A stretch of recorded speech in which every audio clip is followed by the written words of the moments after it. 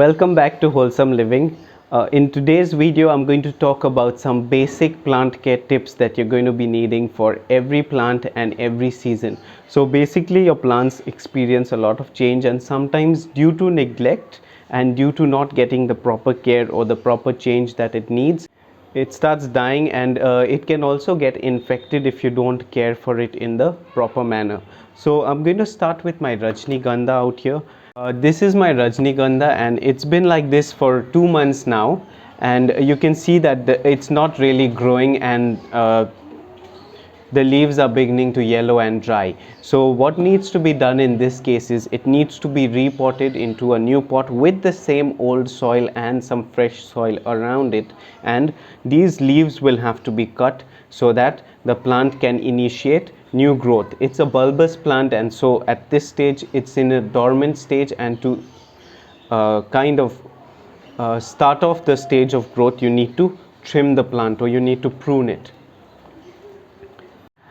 This is my spider plant, as you can see, and the leaves are pretty healthy, but there are some leaves that are drying at the tips. So when your leaves start drying at the tips, the best thing is to do is to cut the tips that are dry, or you could go ahead and remove the entire leaf, because eventually this leaf is going to continue drying. It's not going to recover, it will gradually continue drying, and so you can remove the leaf from the base, and the plant will have enough energy to support and to allow the other leaves to grow better.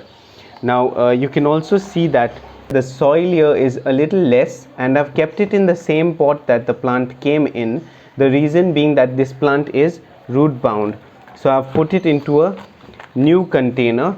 Since the roots are growing out, I have just done that for now, and I will be transplanting it later. What I'm going to do here is I'm going to take some fresh soil and simply add some soil so that the roots are covered. Okay.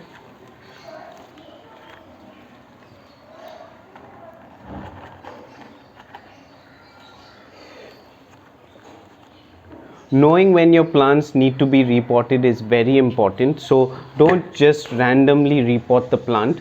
If it's like this and if it's watered, it'll still be fine until the plant fills up this entire pot. I am not going to repot it. This is my string of hearts, and as you can see, some parts of the plant are really healthy, some of the leaves are nice and glossy, but most of the plant is beginning to dry. The leaves are drying there. There are dry flowers on it. It flowered few months ago, and there are dry flowers on it. So this plant looks like it needs to be cleaned. All the dry leaves and twigs need to be removed. The dry flowers need to be removed, and if I repot this on time, then it's going to be better. It's going to recover. This is my areca farm, and a few weeks back the soil was really dry, and there were two really bad leaves here. Even these leaves are pretty bad, but I haven't cut them yet.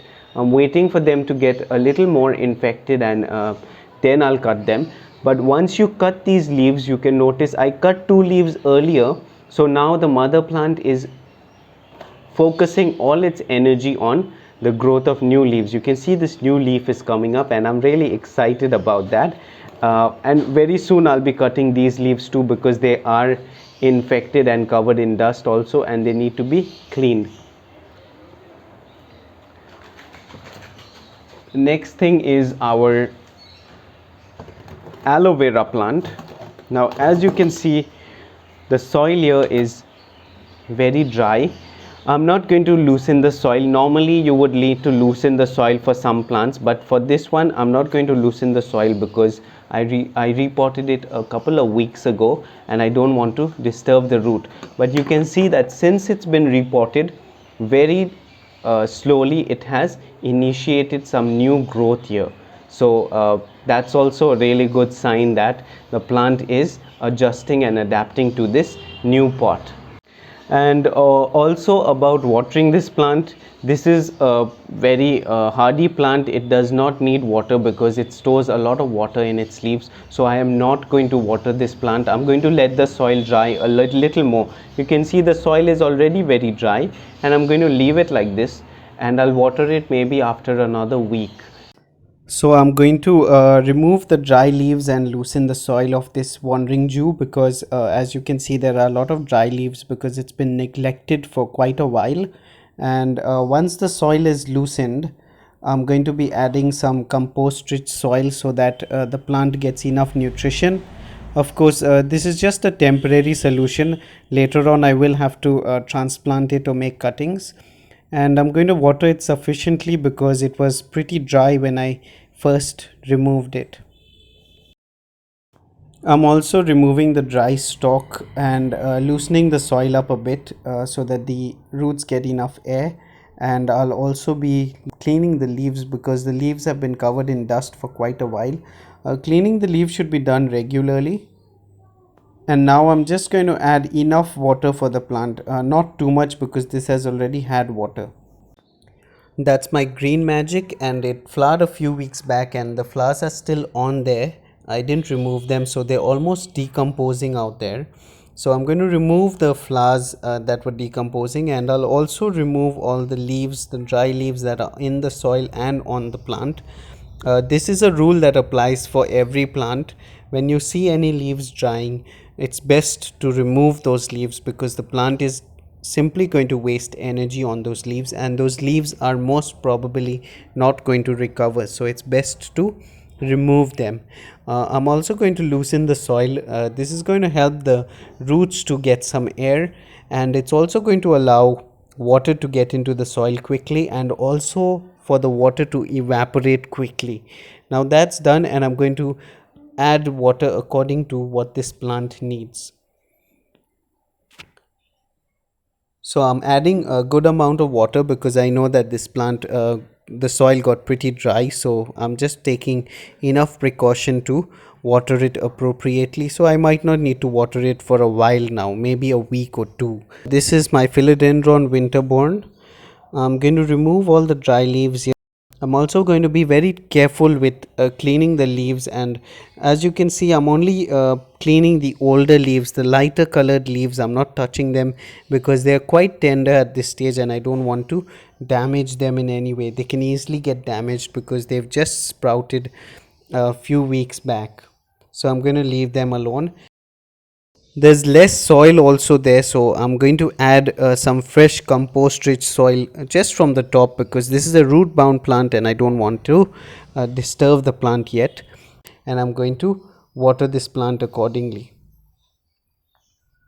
Moving on to my lemongrass, so I'm going to just give the soil a little bit of loosening, and once this is done, I'm going to leave it at that because the soil is already moist enough, and if I add any water it's going to damage the plant.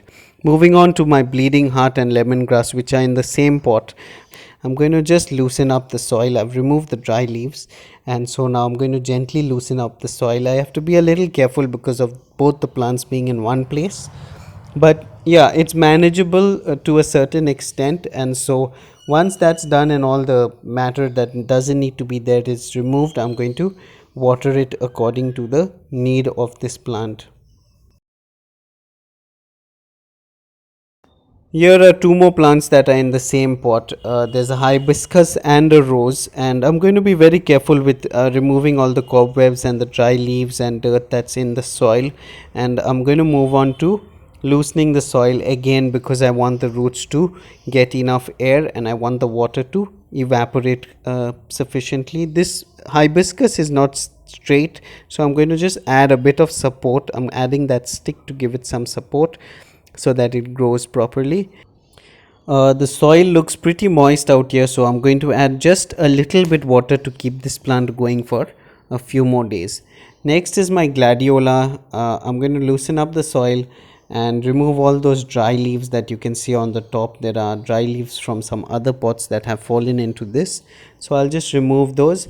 And now that the soil is loose enough, I'm going to kind of remove this leaf that is broken here. This leaf that was broken, I've removed it, and I'm going to check. Okay, the soil doesn't need water, so I've moved on to my curry leaf plant. 2 months ago the leaves were dying, the plant was in a bad shape, so I cut off all the leaves and left it, and it's recovered. It's recovered pretty well. You can see the results now. Dug it up, removed all the unwanted things, and the soil is okay, so no need to water. Here's my snake plant, and as you can see, the soil is gone totally dry.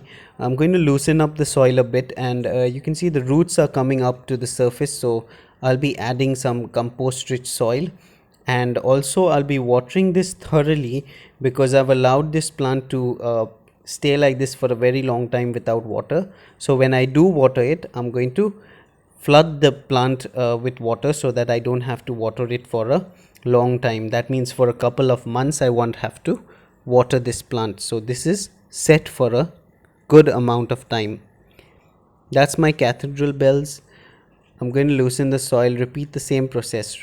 Loosen the soil, remove the weeds, and since the soil is moist, I won't be adding water. That's my purple queen. The soil in this pot is pretty bad. It's full of dry leaves and twigs, and so I'll loosen the soil, remove the dry leaves and twigs, and I'll be adding some fresh soil so that there's enough nutrition to keep this plant going for the time being. Later on I will be making cuttings out of them, and I'm adding enough water. That's my common prickly pear, full of weeds, so I'm getting rid of the weeds. And the soil is pretty compact in this pot because the plant is gone quite big for this pot, so I'll just give it a little bit of a loosening up, and I'll water it just a little bit, and at a later stage I will be hoping to transplant that. That's my purple queen and my syngonium. Just watering these pots, not doing much with them because they're okay. That's my American rubber plant. That's also fine, so I'll just give it a little bit of a watering.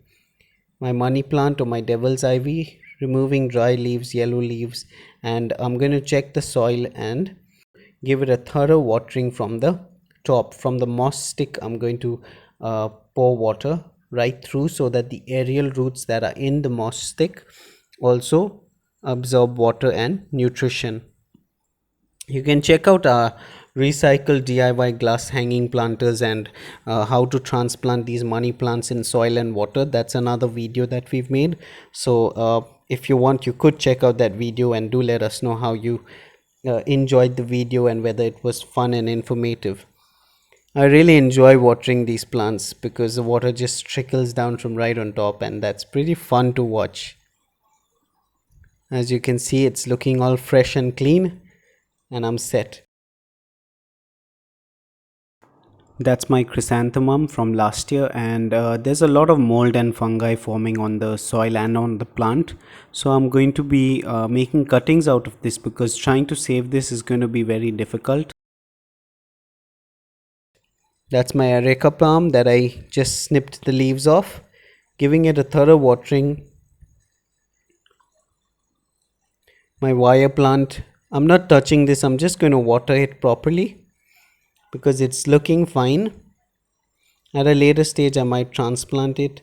These are my cacti, my small cacti, so I'm just going to set my cacti and my succulents together in a corner so that they don't get over watered. And that's my snake plant which I have indoors. Once in a while you must shift your indoor plants outdoors. I hope you like this video. Do like and subscribe to our channel, and see you in our next video. Goodbye.